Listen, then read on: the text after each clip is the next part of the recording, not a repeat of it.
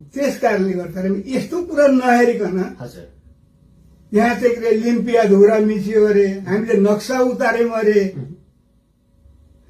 यहाँ भारतले जे गर्छ ब्रिटिसको निर्देशनमा गर्छ।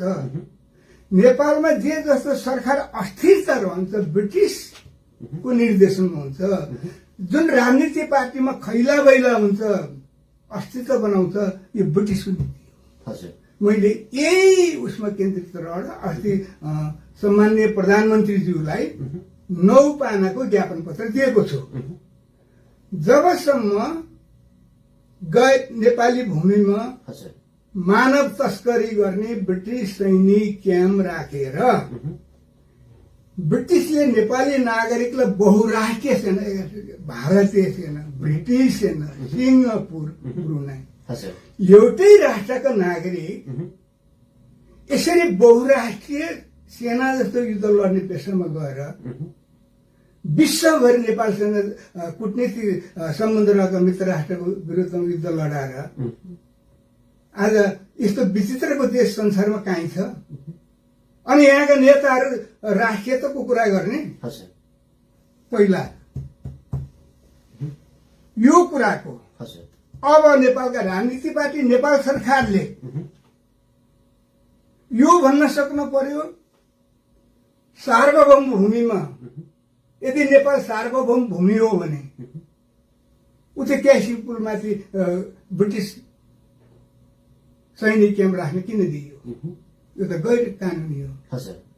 अनि त्यहाँबाट बहुराष्ट्रिय सेनामा आफ्नो नागरिक पठाएर हेर्नुहोस् त, यस्तो विचित्रको देश कहीँ देखिन्छ संसारमा। अनि यहाँ चाहिँ राष्ट्रियताको नारा, सार्वभौमिकताको। अहिले नेपाली जनता र यो नेपालको सार्वभौम एनी टाइम कुनै पनि समयमा घटना घट्न सक्छ। किन भन्दाखेरिमा त्यो भारतीय सेनाहरू चाहिँ के अरे नेपालीहरू चाहिँ चीनमा सार्वभौम भूमिमा चीनका नागरिकको छातीमा भारतीय बन्दुक बोकेर खुकुरी, नेपाली मौलिक हतियार खुकुरी भिरेर चाहिँ युद्ध लड्न गउने चीनले चाहिँ के अरे छिमेकी राष्ट्र भने उसले माया गर्छ नेपाललाई? कुनै कारण छ? हो, सिंहदरबारमा बस्नु त फुत्त दिल्ली उड्लान्, नेपाली सेना र हामी कहाँ उड्ने? यस्तो देश र जनतालाई यस्तो उसमा राखेर आज राजनीतिक पार्टी बडो चाहिँ के अरे नेता बडो सार्वभौमको कुरा उठाउने। त्यस कारणले ब्रिटिस अहिलेसम्म जे जति के अरे प्रथम विश्वयुद्धदेखि अहिलेसम्म मारिएका नेपालीहरू नरसंहार हो कि चाहिँ त यो यिनीहरू वैधानिक सेना हुन् भनेर नेपाल र ब्रिटिस सरकारले प्रमाणित गर्न सकोस् विश्वको सामु? होइन भने नेपाली नागरिक कसरी ब्रिटिसको वैधानिक सेना हुन सक्यो? गैर सैनिक नेपाली गैर सैनिकलाई युद्धमा लानु भनेको युद्ध नरसंहार, जातीय नरसंहार हुन्छ। यो त ब्रिटिसलाई त जातीय नरसंहारको अपराध लाग्छ। आज चाहिँ त्यही भएको हुनाले यही समस्यालाई समाधान गर्नको लागि विश्वको पनि समर्थन लिएर विश्वयुद्धमा नरसंहार गरिएका गोर्खाहरूको सम्झनामा नेपाल सरकारले खोल्न सकेन, ब्रिटिसका कुरा उठाउन सकेन। हामी लाउरेहरूले इतिहास खोजेर विश्व सरकारले, नेपाल सरकारले नखोजेको इतिहास खोज्यौँ हामीले। ब्रिटिसले लुकाएर राखेको रहस्यलाई विश्व सामु सार्वजनिक गरेर यो युद्धमा मारिएका नेपालीहरू युद्ध अपराध हो, नरसंहारको अपराध लाग्छ र यो विश्वलाई पनि समर्थनको रूपमा विश्वलाई देखाउन हामीले त्यहाँखेरि उच्च स्याङ्जा जिल्लाको फेदी खोला गाउँपालिकामा एउटा विश्वकै अद्वितीय शङ्खनाथ रिमलको डिजाइनमा गोर्खा समाधि हामीले निर्माण गरिरहेका थियौँ। त्यो गोर्खा समाधि सम्पन्न भयो भने ब्रिटिसले विश्वयुद्ध जितेको इतिहास युटर्न हुन्छ। विश्व सामु ब्रिटिसले के अरे यसको चाहिँ विश्वयुद्ध जितेको प्रश्न खडा हुन्छ। यसले नेपाललाई ठुलो मूल्य चुकाउनु पर्ने हुन्छ। आज त्यही ब्रिटिसलाई सङ्कट पर्छ भनेर नेपाल सरकारले हामी भूपू सैनिकले निर्माण गरिरहेको त्यत्रो चाहिँ के अरे ऐतिहासिक परियोजनामाथि राज्य कोषबाट म त्यो योजनाको चाहिँ के अरे आधिकारिक व्यक्ति हुँ। हामी भूभू सैनिकले चाहिँ के अरे आफ्नै पैसा उठाएर त्यत्रो राष्ट्रिय मूर्तिको सार्वभौमिकको अस्तित्वसँग सम्बन्ध रहेको योजना निर्माण गरिराखेर नेपाल सरकारले 5,80,00,000 रुपियाँ निकासा गरी डाँका शैलीमा गिरोलाई परिचालन गरी शङ्खरनाथ रिमालको त्यत्रो चाहिँ के अरे डिजाइनलाई पुरा चाहिँ के अरे औचित्य के अरे संरचना बिगारिदिएर त्यत्रो योजना चाहिँ औचित्यहीन बनाइदिएको छ। त्यस कारणले अहिले मैले प्रधानमन्त्रीज्यूलाई दिएको एउटा निवेदनको चाहिँ के अरे एउटा उसमा त्यो पनि छ। राष्ट्रिय गौरवको योजनामाथि सरकारले हामीले मागेको छैनौँ सरकारसँग पैसा, राज्य कोषबाट यति ठुलो रकम निकासा गरी डाँका शैलीमा अतिक्रमण गर्नुपर्ने कारण के पर्यो? सरकारले अतिक्रमण गर्नुपर्ने कारण जनसमस्या सार्वजनिक नगरीसम्म बाँकी 4 चरणको निर्माणलाई हामी अघि बढाउन सक्दैनौँ। त्यस कारणले एउटा सत्य तथ्य के हो, जनसमस्या सरकारले किन अतिक्रमण गर्नुपर्ने कारण के हो, जनसमस्या सार्वजनिक गर्न 3 महिनाभित्र सर्वपक्षीय प्राविधिक सहितको सर्वपक्षीय समिति गठन गरी पाऊँ। समिति गठन नगरेमा नेपालले मानव बेचेको, ब्रिटिसले खरितिर लगेर युद्धमा नरसंहार गरेर बेपत्ता गरेको अभियोगमा हामी अन्तर्राष्ट्रिय अदालतमा मुद्दा हाल्छौँ भने मैले चाहिँ अल्टिमेटम सहित प्रधानमन्त्रीलाई दिएको छु र आज 1:30 बजे मैले मिडिया साथीहरूलाई यही कुरा जानकारी गराउन बोलाएको छु। र एकदमै जस्तो यहाँहरूको यो आन्दोलन अगाडि बढिरहेको छ र यहाँले नेपाल सरकारलाई पनि धन झकझकाइराख्नु भएको छ, ज्ञापन पत्र पनि बुझाइसक्नु भएको छ। कूटनीतिकहरू जति पनि कूटनीतिक नियोगहरू छन् र कूटनीतिज्ञहरू छन्, उनीहरूको यसप्रति धारणा अथवा उनीहरूसँग यहाँले समन्वयन गर्नु भएको छ कि छैन? यहाँहरूको देशहरूले समन्वयन अथवा उहाँहरूसँग परामर्श लिनु भएको छ कि छैन? के छ ऐसा गर्छ अब गर्छौँ हामी। अब हामी सरकारले सालुडाँडाको परियोजनामाथि अतिक्रमण गर्नुपर्ने कारण जनसमस्या सार्वजनिक गरेन भने हामी के हो यो नेपाल यस्तो? यो सार्वभौम सत्ता सम्पन्न राष्ट्र हो कि या ब्रिटिसबाट शासित ब्रिटिसको उपनिवेश हो? अब सार्वभौम राष्ट्र हो भनौँ भने ब्रिटिसको सैनिक यहाँ राखेको छ, ब्रिटिसले भर्ती गरेर चाहिँ के अरे यो भारतीय सेनामा गएर चीनसँग युद्ध लड्न पठाउँछ, यो त नेपाल सरकारको नीति त होइन होला, यो त पक्कै ब्रिटिसकै हो। अनि अहिले चाहिँ के अरे मध्यपूर्वमा चाहिँ के अरे युद्ध लडाइराखेको छ। यो चाहिँ यस्तो विचित्रको देश संसारमा काहीँ हुन्छ। त्यस कारणले कूटनीतिज्ञहरूले तपाईँहरूले पनि फैसला गर्दैछ, यो निरीह सरकार बोल्न सक्दैन। यो त हामी त अब त जान्छौँ, हामी त उसमा यो त विश्वसम्म जान्छ। यो त अब हामी त संयुक्त राष्ट्र सङ्घमा यो यसको चाहिँ सही निष्कर्ष सही ऊ चाहिँ के अरे अब नेपाल सरकारले चाहिँ के अरे सही तरिकाबाट अघि बढ्दैन भने यो कुनै पनि सरकार कुनै पनि राजनीतिक पार्टीले हामी सिंहदरबारमा गएर यसो गर्छौँ उसो गर्छौँ भनेर नेपाली जनतालाई यसरी चाहिँ के अरे गुमराहमा चाहिँ के अरे निमुख जनतालाई राष्ट्रवादको नारा दिएर यो चाहिँ देशमा उ गर्ने काम चाहिँ लुट बचाउने काम चाहिँ अब नगरोस्। बरु यथार्थ कुरा बताओस् राजनीतिक पार्टीले, सरकारले जनतालाई यो हाम्रो पालादेखि होइन राणा पालादेखि यस्तो भएको हो, हामी अब यस्तो यसलाई चाहिँ आस्ते आस्ते यसरी सुधारेर जान्छौँ। बरु जनतासँग भन्नु पर्यो एकैचोटि राष्ट्रियता आफ्नो सार्वभौम भूमिमा ब्रिटिसको सैनिक क्याम्प राखेर ब्रिटिसले चाहिँ के अरे नेपाली नागरिकलाई बहुराष्ट्रिय सेनामा पठाएर उसले मानव व्यापार गरिराखेको छ, उसको स्वार्थमा युद्ध लडाइराखेको छ। यता छिमेकी राष्ट्र चीनसँग चाहिँ के चीनको सार्वभौमले लडाइराखेको छ।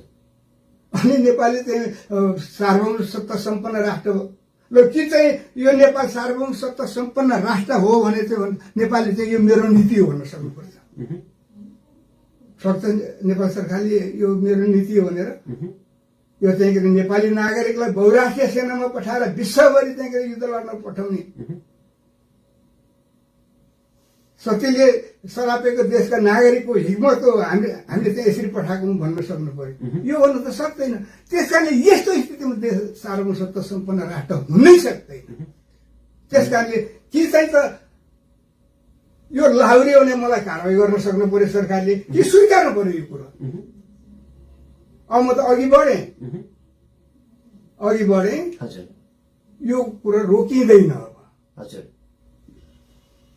भनेपछि बहुराष्ट्रिय देशमा नेपाली सैनिक पठाएर हामी नेपाली स्वाभिमानी नेपाली भन्ने नारा चाहिँ घर्काउने अधिकार सरकारलाई छैन।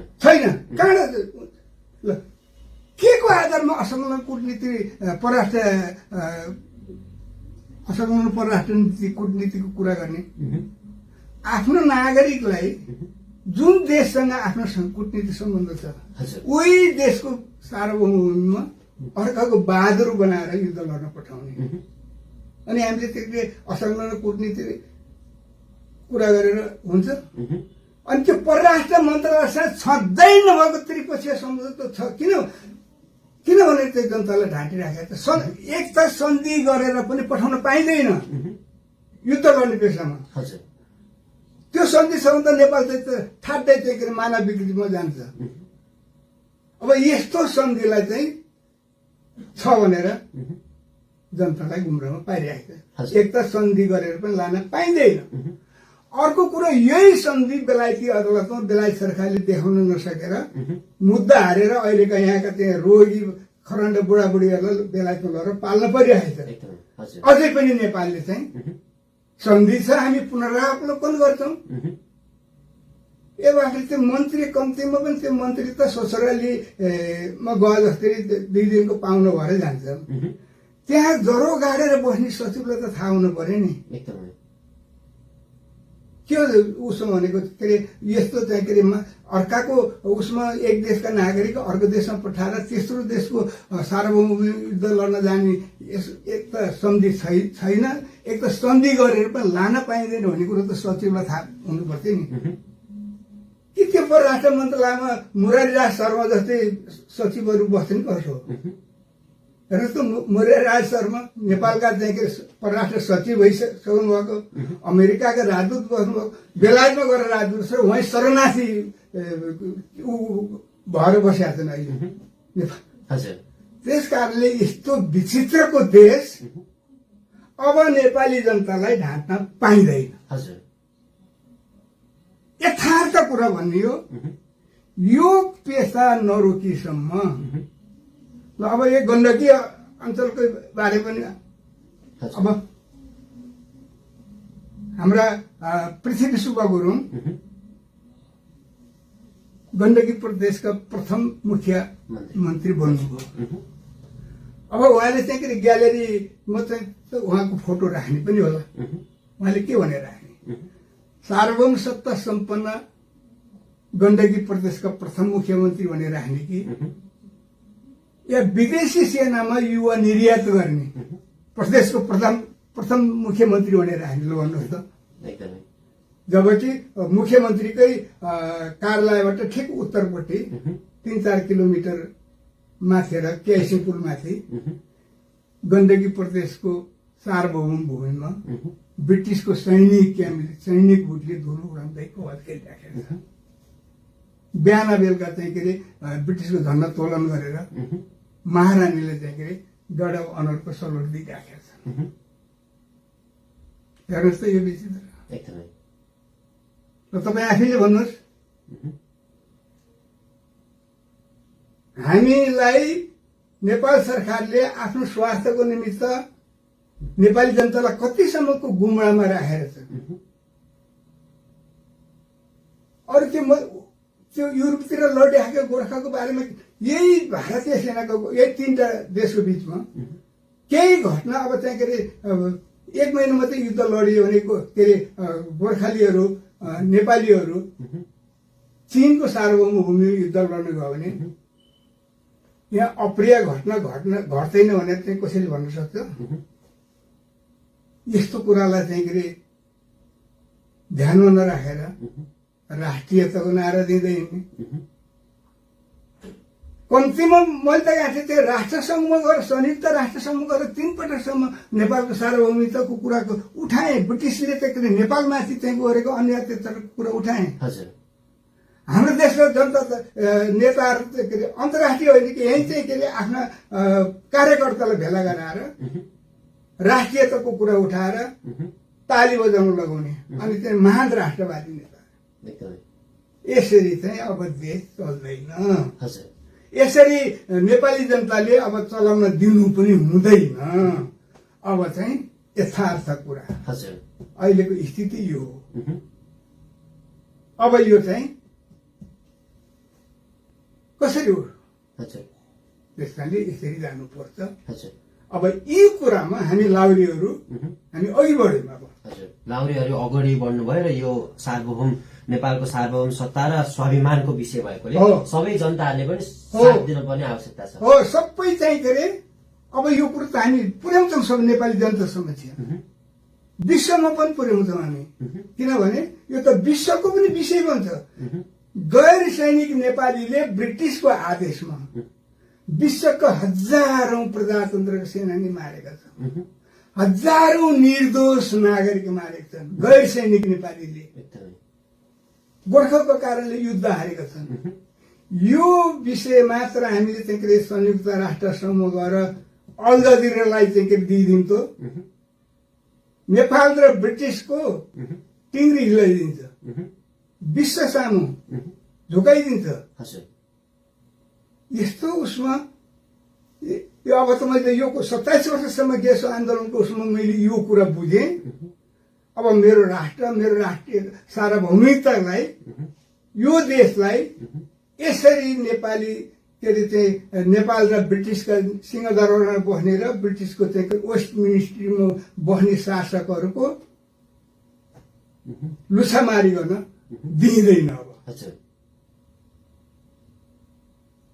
गैर सैनिक भएर विभिन्न देशमा चाहिँ निर्दोष नागरिकहरूलाई मार्ने अनि नेपालमा चाहिँ स्वाभिमानी नेपाली हामी गोर्खाली भन्न पाइँदैन। कसो निमित्त बहादुर बन्यौँ हामी? बहादुर त आफ्नो सार्वभौम, आफ्नो माटोको निमित्त, आफ्नो जनताको, आफ्नो उसको निमित्त लड्नेलाई पो बहादुर भनिन्छ। त अर्काको कहो खाएर चाहिँ के अरे त्यो त मालिकको निम्नको सोझो गरेको त्यसले, त्यसैलाई बहादुर भनिन्छ।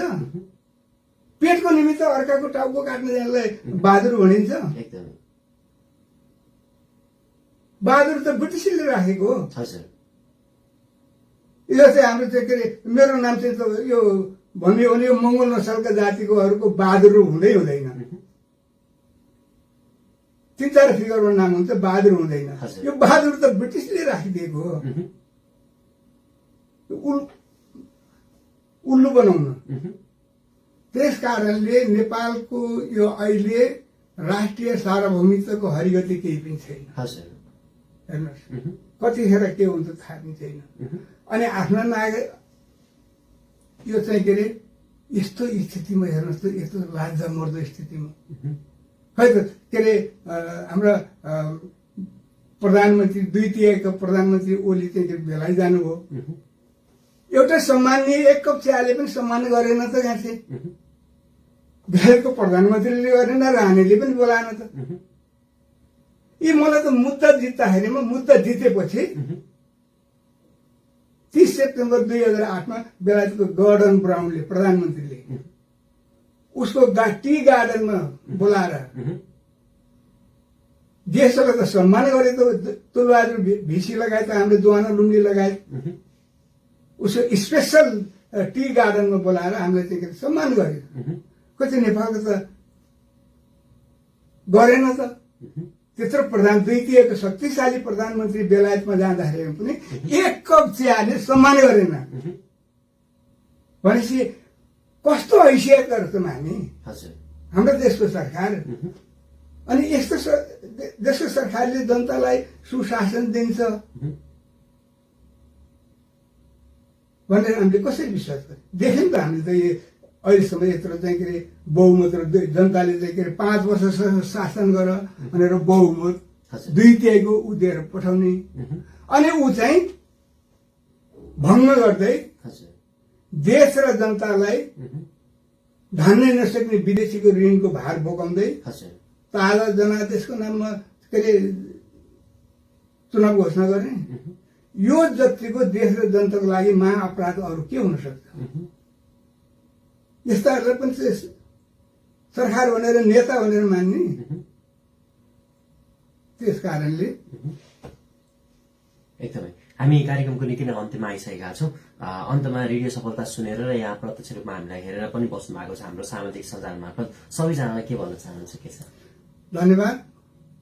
अब यो देशमा वास्तविक कुरा जनता समक्ष नेताहरूले लानुपर्छ। हजुर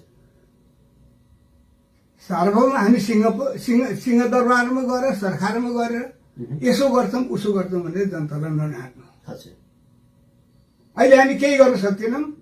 अब हामी चाहिँ विगतका शासकहरूले गरेको गल्तीलाई सुधार्छौँ यही नारा लिएर जनतासम्म जानु। हजुर नढाँट्नु जनतालाई ढाँट्न पाइँदैन।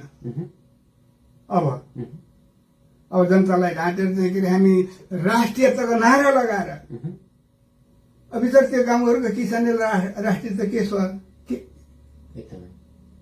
त्यस कारणले चाहिँ अब यथार्थ कुरा जनताले बुझ्नुपर्छ। नेपालमा चाहिँ के अरे अहिले नेपाल यो स्थिति रहेसम्म नेपाल सार्वभौम सत्ता सम्पन्न राष्ट्र हुँदै होइन कि चाहिँ मलाई सरकारले चाहिँ के अरे कारवाही गर्नुपर्छ कि यो कुरा स्वीकार्नुपर्छ। अब मेरो चाहिँ यो आज तपाईँको सफलता रेडियोबाट यो चाहिँ चुनौती पनि हो। अस्ति मैले चाहिँ के अरे प्रधानमन्त्रीजीको 9 पानाको ज्ञापन पत्रमा पनि मैले चुनौती नै दिएको छु। सर्वपक्षीय समिति गठन गरिएन भने किनभने त्यो त त्यत्रो जातीय नरसंहार गरेर बेपत्ता 80,000 भन्दा ज्यादा नेपाललाई नरसंहार गरेर बेपत्ता बनाउँदाखेरिमा सरकारले नखुन्नु यस्तो पनि सरकार हुन्छ। त्यस कारणले नेपाली जनता समक्ष जुन यो कुरा पुर्याउने यहाँले चाहिँ शुभ अवसर दिनुभयो यहाँको पनि धन्यवाद। र अब देशको स्थिति यस्तो छ नेपालका आदरणीय जनसमुदायहरू धन्यवाद। हुन्छ यस समयका लागि यहाँलाई पनि धन्यवाद दिन चाहन्छु। हजुर कार्यक्रम समय सन्दर्भमा रहेर आज हामीले कुराकानी गर्यौं गोर्खा भूपू सैनिक संघ गेसोका संस्थापक सभापति पदमबहादुर गुरुङसँग नेपालको सार्वजनिक सत्ता सम्पन्न बनाउनको लागि अब सबै नागरिक एकजुट हुन पर्ने अवस्था छ र बहुराष्ट्र देशहरूमा जुन सैनिकलाई हामीले पठाउने गर्छौं ती सैनिक जबसम्म हामीले पठाउने गर्छौं तबसम्म हाम्रो देश सार्वभौम सत्ता हुन सक्दैन भन्ने विषयमा केन्द्रित रहेर आज हामी कुराकानी गर्यौं। छलफलमा हुनुहुन्थ्यो गोर्खा भूपू सैनिक संघ गेसोका संस्थापक सभापति पदमबहादुर गुरुङ। सुनेर साथ दिनुभयो सम्पूर्णलाई धेरै धेरै धन्यवाद दिँदै भोलि फेरि अन्य विषयवस्तुमा कुराकानी गर्ने बाचाका साथ आजको व्यवसायबाट म कार्यक्रम प्रस्तुता मधु अधिकारी पनि बिदा हुन चाहन्छु। तपाईँको बाँकी पल सुखद रहोस्। रेडियो सफलता सुन्दै गर्नुहोला। शुभ दिन।